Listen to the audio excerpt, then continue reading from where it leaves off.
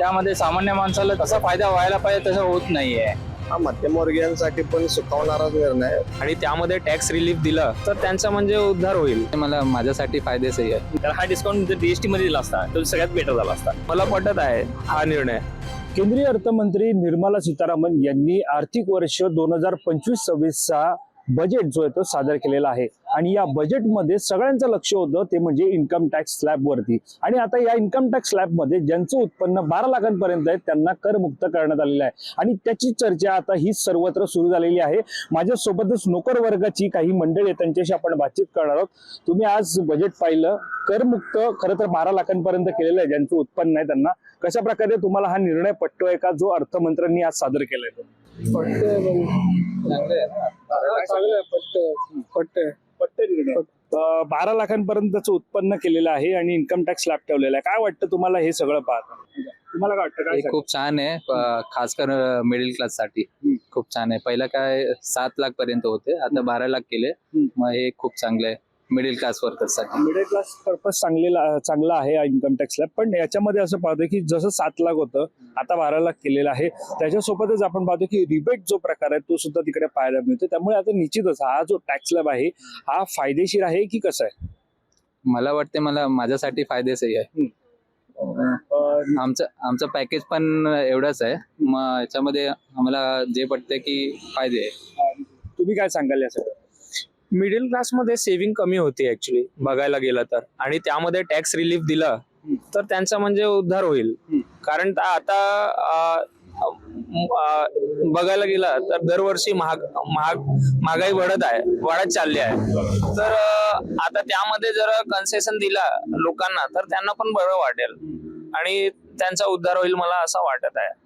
ज्या प्रकारे आपण पाहतोय 12 लाखांचं जे उत्पन्न आहे त्यांना करमुक्त केलं, त्यामुळे हा निर्णय योग्य आहे का?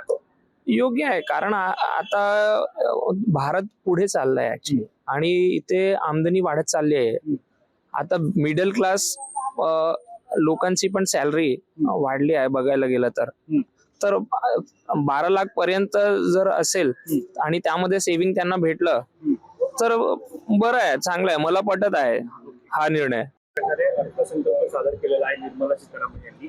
त्याच्यामध्ये इन्कम टॅक्स स्लॅब आपण बघतो 12 लाखांपर्यंत ज्यांचं उत्पन्न आहे त्यांना करमुक्त करण्यात आलं. कशा प्रकारे? आज जे बजेट जे डिक्लेअर झालेलं आहे त्यातला फक्त हाच पॉइंट माहित आहे की 12 लाखापर्यंतचं उत्पन्न करमुक्त केलेलं आहे. तो एक तर डिसिजन ठीक आहे, म्हणजे त्याचा बेनिफिट भेटेल प्रायव्हेट सेक्टरमध्ये जॉब करणाऱ्यांना. बाकीचे गव्हर्नमेंट सेक्टर तर आहेच, पण प्रायव्हेट सेक्टरमध्ये जॉब करणाऱ्यांना त्याचा बेनिफिट भेटेल. मध्यमवर्गीयांसाठी कशा प्रकारे हा निर्णय पाहतो? हा मध्यमवर्गीयांसाठी पण सुखावणाराच निर्णय आहे. पण जर का 12 लाखापर्यंत उत्पन्न करमुक्त केलं असेल पण डेली जे आपल्याला जीवनावश्यक वस्तू लागतात त्याच्यावरती तर टॅक्स आहेच तसेच आहे ना, जे जीएसटीच्या रूपात आपल्याकडून घेतले जातात. मग असा काय फारसा फरक जरी पडणार नसेल पण जे एक रिलीफ म्हणतात तो म्हणू शकतो आपण की चला ठीक आहे, पूर्वीचा स्लॅब 7.5 लाखाचा होता तो आता 12 लाख समथिंग हजाराचा झालेला आहे. तुमच्याकडे येतो, काय वाटतं तुम्हाला ह्या 12 लाखांचा आता करमुक्त जे केलेलं आहे कसं पाहतात? सेम जसं की मिडल क्लास लोकांना येण्यावर जर बघितलं, मध्यमवर्गीयांचं इन्कम सोर्स आहे जर माझ्या मतानुसार बघितलं तर 5 ते 6 लाखाच्या वर कुणाचाही नाही, त्यामुळे त्यांना तर काय प्रॉब्लेम नाही. तर याचा फायदा मोस्टली जे खासगी नोकरदार आहेत, जे कॉर्पोरेट सेक्टरमध्ये काम करतात त्यांनाच बऱ्यापैकी होईल. हा निर्णय योग्य आहे काही प्रमाणात, परंतु काही प्रमाणात यांनी जसे बोलले तसं जे आपण जीएसटी कर वगैरे भरतो त्यामध्ये पण थोडीफार सवलत दिली पाहिजे. तुमच्याकडे येतो, काय वाटतं या निर्णयाबाबत 12 लाखांपर्यंतचं जे करमुक्त केलेलं आहे कसं पाहतं? पहिली गोष्ट म्हणजे आता हे सरकार आले आपला 2024 हे पहिलेच बजेट होतं या वर्षी त्यांच्या स्थापनेनंतर. तर हे मला असं वाटतं की एक तुम्हाला म्हणजे काय म्हणतात लोकांना पहिला पुढे म्हणजे डिस्काउंट द्यायला पाहिजे पहिल्यांदा. कारण हा डिस्काउंट जर जीएसटी मध्ये दिला असता तर सगळ्यात बेटर झाला असता. कारण म्हणजे एकाला दिला आणि एकाला वडून घेतलंय, हिशोब ओव्हरऑल तिथं झाला. म्हणजे फक्त दिशाभूलचं बजेट असतं असं मला वाटतं. हो, त्यामुळे कुठेतरी 12 लाखांचं जरी करमुक्त केलं असलं तरी जर टॅक्स स्लॅब जर आपण पाहिला तर त्याच्यामध्ये एकीकडे कर कमी होतोय मात्र दुसरीकडे जीएसटीच्या माध्यमातून घेतलाही जातो असं. येस, बरोबर तसंच. मग तसं करून शेवटी तुम्ही इकॉनॉमी करता आणि तिकडे वाढ एक हिशोब झाला ना. फक्त तुम्हाला जर करायचं असलं तर जीएसटी पहिला कमी करावा. तर हिशोब जर दैनंदिन जीवनातल्या ज्या गोष्टी आहेत त्या जर प्रत्येकाचा इन्कम बघितला आणि एक्सपेन्सेस बघितला तर ते कुठे समतोलच राखत नाही. मग महागाई जर तुम्ही दाखवताय 6-70-7% का असेल तर तुमचा जो बॅलन्स शीट आहे इन्कम वाढवला पाहिजे किंवा कर सवलत कमी झाला पाहिजे. तर ते ओव्हरऑल देऊन कारण जर इनडायरेक्ट बघितला गेला तर आपल्या जनतेमधील जास्त लोकांचा अॅन्युअल इन्कम हा 10 लाखाच्या वर नसतो. म्हणजे कोण टॅक्स पेअरच जास्त नाही. मग त्यांचा कसं त्यांनी जीएसटी देणारच ना. इनडायरेक्टली गरीबाला बी काय प्रॉफिट नाही, म्हणजे श्रीमंताला जरा प्रॉफिट राहत असेल. मग या सगळ्यामध्ये एकंदरीत जे अर्थमंत्री आहेत निर्मला सीतारामन असतील, पंतप्रधान नरेंद्र मोदी असतील, यांचं एकच म्हणणं होतं की याच्यामधून मिडल क्लास लोकांच्या तिजोरीमध्ये आता परिणाम होणार नाही, त्यांचे पैसे जास्तीत जास्त सेव्ह होतील. खरं वाटतं का की त्यांच्या तिजोरीमध्ये पैसे सेव्ह होतील? नाही ना, अजिबात नाही. कसं शक्यच नाही ना. आपल्या जनता 132 करोड असली तर त्यातले किती टक्के टॅक्स पेअर आहेत बघा पहिला. किती टक्के टॅक्स पेअर आहेत? कारण लेजांचा इन्कमच 10 लाखाच्या वर नाही जनता. त्याचा कसा इफेक्ट होणार एवढा? मला काय सांगाल, आज निर्मला सीतारामन यांनी अर्थसंकल्प सादर केलेला आहे ज्याच्यामध्ये 12 लाखांपर्यंत त्यांना करमुक्त केलेला. हा निर्णय कशा प्रकारे? ऍक्च्युली जे काही त्यांनी दाखवलेलं आहे आता 12 लाखाचं, पण त्यामध्ये सामान्य माणसाला त्यात काय तसा फायदा व्हायला पाहिजे तसं होत नाहीये. कर तर त्या कुठल्याही बाजूने काढून आपल्याकडून घेतात सामान्य माणसांकडून, त्यामुळे त्याचे खेसे तिथून तर मोकळेच होत आहेत. तर हा बजेट मला तर काय सामान्यांसाठी नाही असंच वाटतं. ज्या प्रकारे 12 लाखांपर्यंत जरी यांनी आपल्याला करमुक्त केलं असं सांगितलंय, दुसरीकडे पंतप्रधान नरेंद्र मोदी असं सांगत आहेत की हा अर्थसंकल्प सर्वसामान्य असतील, मध्यमवर्गीय असतील त्यांची तिजोरी भरणार आहे. खरंच आहे का भरणार?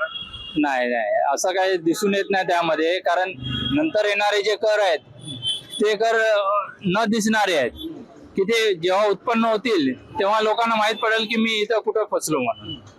त्यामुळे ह्याच्यामध्ये स्पष्टता असायला हवी. अर्थमंत्री निर्मला सीतारामन यांनी अर्थसंकल्प सादर केलेला आहे आणि त्याच्यामध्ये 12 लाखांपर्यंत ज्यांचे उत्पन्न आहे त्यांना करमुक्त केलेलं आहे. कसं पाहता? ही गोष्ट तर खरोखर चांगली गोष्ट आहे. कारण का माहितीये काय, 12 लाख म्हटलं तर पुष्कळ डिफरन्स होतो वर्षाचा, त्याबद्दल काही प्रश्नच नाही. आणि थोडंफार म्हणजे टॅक्स वाचता म्हणजे कमी झाल्यामुळे हे पण होईल, आपली बचत पण होईल या गोष्टीबद्दल. पण कुठला ना कुठला तरी हे होऊनच जाईल, म्हणजे झालंच पाहिजे होतं.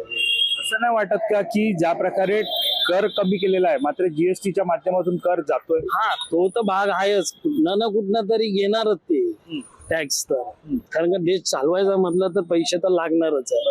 तर इथे कमी गेल्यावर तिथे वाढणारच आहे जीएसटी किंवा आणखीन काही वाढणारच आहे, एवढं नक्की आहे. म्हणजे त्या गोष्टीला पण आपल्याला सामोरून जायलाच लागणार आहे. पंतप्रधान नरेंद्र मोदी असेही म्हणत आहेत की आता या बजेटमुळे मध्यमवर्गीयांच्या तिजोरीवरती परिणाम होणार नाही, त्यांना फायदा होणार. असं तरी मला तरी नाही वाटत. कारण का जर समजा टॅक्स जरी वाढवला तरी कुठेतरी जीएसटी किंवा आणखीन कुठचंही टॅक्स जास्त वाढवणारच आहे. त्यामुळे तिकडे तर मार्जिन जाणारच आलं लक्षात. आणि आताच सगळं बघशाल वातावरण बघाल, आता खरेदीचे प्रमाण जास्त वाढलेले, त्या ऑनलाईन असो ऑफलाईन असो कसं पण असो, तर जीएसटी किंवा आणखीन टॅक्स हे वाढणारच आहे, एवढं नक्की आहे. म्हणजे इकडनं कमी, म्हणजे इकडे जरी हे केलं असेल तर तिकडे ते होणारच आहे, एवढं नक्की आहे. कसं सेव्ह होणार पैसे? 12 लाखापर्यंत उत्पन्न असणारे असे किती पर्सेंटेज लोक आहेत ओव्हरऑल जनतेमध्ये? मुळात ज्यांचं इन्कमच 10 लाखाच्या आत असेल ते तर जीएसटी थ्रू टॅक्स पे करतायत प्रत्येक गोष्टीचा. ज्याचा इन्कम अबो 10 लाख असेल त्यांच्यासाठी तो रिलीफ असेल, आणि ते रिलीफ जरी असला तरी ते डेलीचे एक्सपेन्सेस मधून जीएसटी थ्रू घेतातच. त्यामुळे असा काही फारसा नाही फरक पडणार आहे. तर आपण या ठिकाणी पाहिलं की एकंदरीत इन्कम टॅक्स स्लॅबवरती जनतेने आपलं मत व्यक्त केलेलं आहे. मात्र एकीकडे इन्कम टॅक्स स्लॅब जरी याच्यामध्ये बदल केले असले, 12 लाखांपर्यंत ज्यांचं उत्पन्न आहे त्यांना करमुक्त केलेलं असलं तरी जीएसटीच्या माध्यमातून जो कर जातो त्याच्यातून एकीकडे कर वाचवला जातो तर दुसरीकडून कर घेतला जातोय. त्यामुळे सर्वसामान्यांच्या खिशाला ही कात्री कायमच आहे असं त्यांचं मत आहे. दरम्यान या बजेट संदर्भातील अधिक माहिती जाणून घेण्यासाठी तुम्ही माय महानगर.com लॉग इन करा. कॅमेरा पर्सन अवधेश कोरीसह मी वैभव पाटील, मुंबई.